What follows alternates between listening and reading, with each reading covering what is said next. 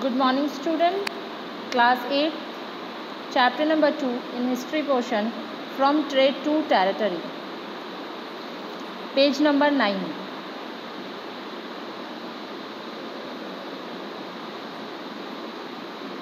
So in this chapter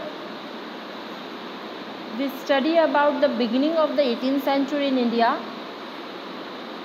and saw the passing away of the last powerful Mughal ruler Aurangzeb. After this, that in 1707, India stood divided in the hands of many rulers and many regional kingdoms came about.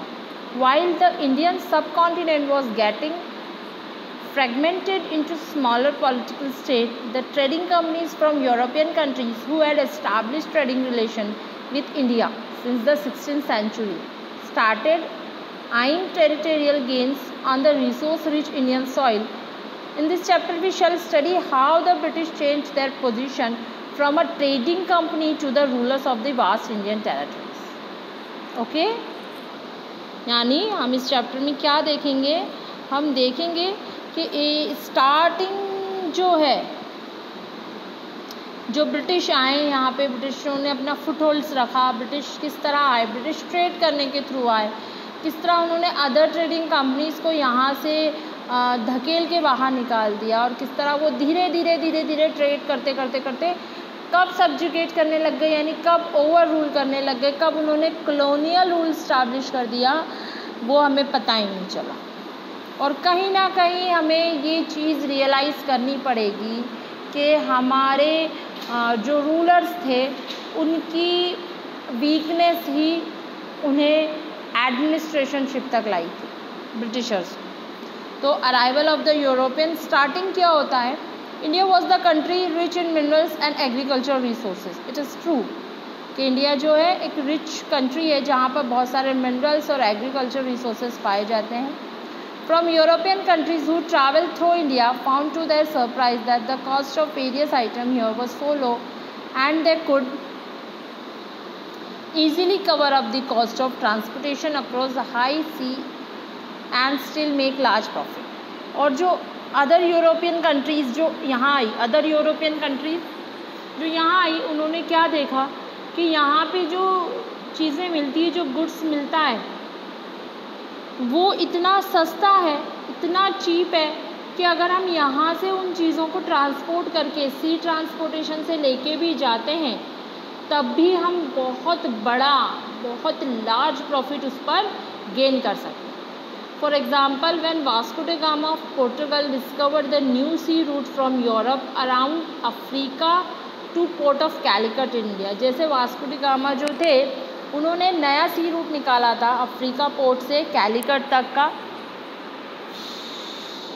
और he carried huge cargo on his return journey which sold for 60 times of the cost of his voyage factory at Cannon. Portugal eventually established a factory at Cannon। तो इन्होंने क्या किया, जब वो यहाँ से गए तो अपने साथ इन्होंने बहुत सारे पेपर इन कैलिकट, यानी यहाँ से बहुत सारे स्पाइसेस लेके गए, और जब वो यहाँ से लेके गए ट्रांसपोर्टेशन पे लेके गए, खर्चा भी हुआ, लेकिन उसके बावजूद भी उन्हें 126 टाइम ऑफ प्राइस मिला उस चीज़ का। यानी मान लो अगर वो 1 रुपये का लेकर गए यहाँ से, उस पर पूरा चार्ज लगकर 1 रुपये का बनता है वो प्रोडक्ट, वहाँ 126 पार्ट यानी 126 रुपीज़ में उन्होंने बेचा। इतना बड़ा अमाउंट, उन्हें लार्ज अमाउंट का प्रॉफिट हुआ। तो क्या देखा इन्होंने क्या किया, वहाँ पर एक फैक्ट्री इस्टेब्लिश कर ली। Such the lure of the European to trade with India. The other attraction was shelter required for the manufacture of gunpowder, indigo for dyeing cloth and cotton textiles very fine quality।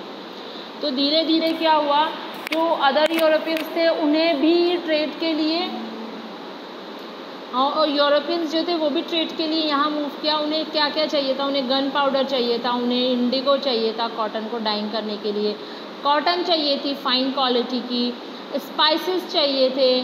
तो ये सारी चीज़ों के लिए इन्होंने क्या किया, move किया इंडिया की तरफ। The various European country which had interest in India were the French, the Dutch, the Portuguese and the British. और जो बाकी यूरोपियन कंट्रीज़ थी उनमें डच थी, फ्रेंच थे, पोर्तुगीज़ थे, ब्रिटिश थे, जो ट्रैवल करके आए थे। The travellers from Spain and Danish also traded with India but at a much smaller scale. जो और भी ट्रैवलर्स थे, स्पेन के भी थे, डैनिश के भी थे, लेकिन वो बहुत छोटी एरिया पे, मतलब बहुत छोटा सा स्मॉलर टाइप का ट्रेड करते थे इंडिया के साथ। European setting footholds in India, the Portuguese. तो हम देखते हैं अब किस तरह यूरोप ने, किस तरह ब्रिटिशर्स ने अपने सेटअप किया है यहाँ पर दूसरों को हटा के। The Portuguese realise the advantages of trade with India and were the first to set sight on establishing trading centre in India. Portuguese को ये रियलाइज़ हो गया था कि अगर हम इंडिया के साथ ट्रेड करेंगे ना तो ये हमारे लिए बहुत बड़ा प्रॉफिट है। तो इन्होंने क्या किया, ट्रेड सेंटर इस्टेब्लिश किया। They establish their merchant and agent in Cochin. Cochin में इन्होंने अपने मर्चेंट और एजेंट को इस्टेब्लिश किया। ये यहाँ से गुड्स खरीदते थे और यहाँ से सी रूट के थ्रू, ट्रांसपोर्टेशन के थ्रू गुड्स को बेच दिया करते थे। कोचीन में, गोवा में और दमन में इन्होंने अपना ट्रेड सेंटर इस्टेब्लिश किया। To get into trade they even had to fight small battle with the Arabs who were already trading from these areas। जब उन्होंने यहाँ अपना ट्रेडिंग सेंटर स्टार्ट किया तो उन्हें अरब के साथ कुछ बैटल्स फॉट करनी पड़ी, क्योंकि अरब जो थे पहले से इस रूट से ट्रेड करते थे, तो ऑब्वियस है कंपटीटर कोई नहीं चाहता। They also took advantage of mutual rivalries of the Indian rulers। They want on a built forts and naval bases along the coast which develop into settlements। उन्हें और एडवांटेज मिल गया कि जो वहाँ के म्यूचुअल रूलर्स थे उनका भी सपोर्ट उन्हें मिला, और धीरे धीरे उन्होंने क्या किया, फोर्ट बनाए, नेवल बेसेस बनाए और सेटलमेंट स्टार्ट कर दिया। With their own homeland passing into the hand of Spain in 1580 CE, they did not expand much on Indian soil and they remained concentrated in these locations only। अब इन्हें क्या देखा कि जब ये सब यहाँ पर आ रहे थे तो 1580 में जो स्पेन था उसके आसपास की जो टर्चरी सेक्टर थी वो इनके हाथों से जा रही थी, यानी जो सत्ता थी, जो पॉलिटिकल सिस्टम था वो इनके हाथों से जा रहा था, कोई और उन एरियाज़ पे कैप्चर कर रहा था।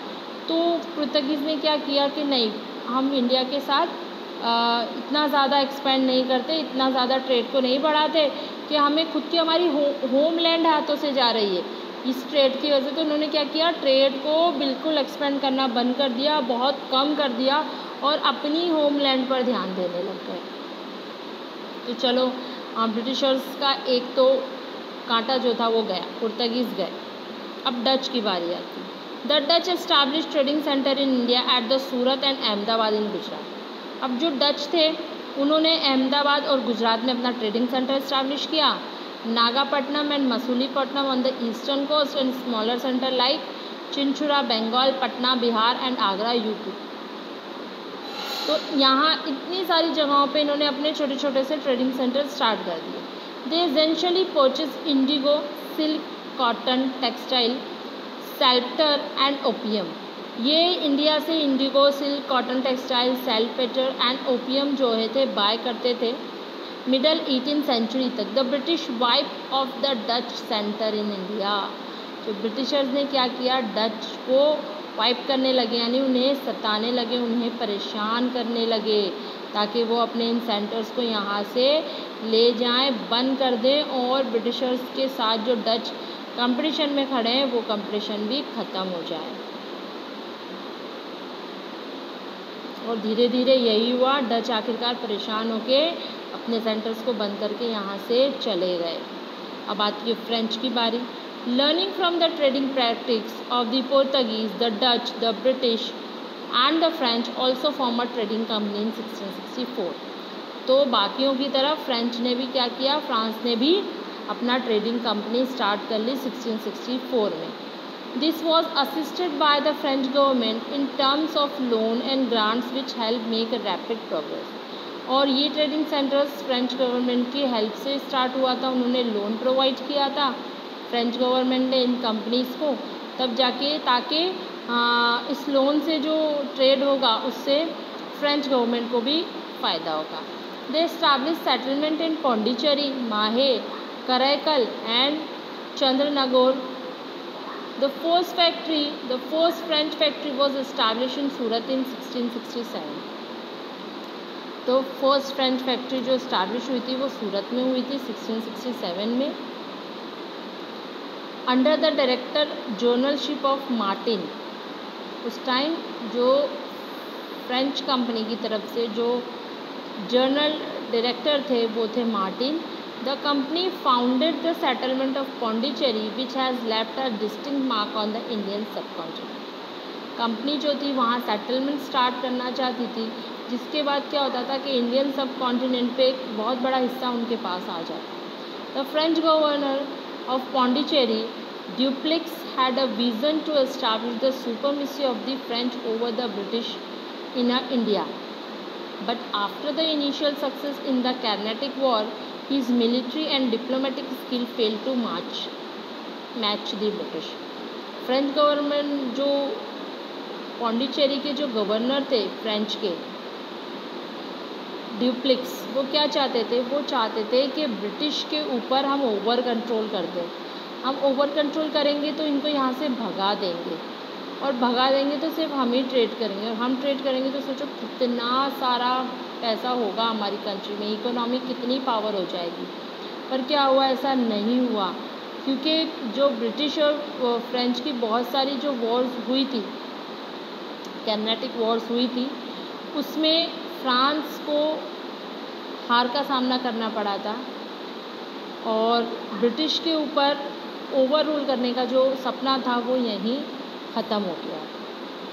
तो ये इस तरह से धीरे धीरे पुर्तगीज़, डच और फ्रेंच, ये तीनों आपस में धीरे धीरे करते करते ब्रिटिशर्स के रास्ते से हट गए।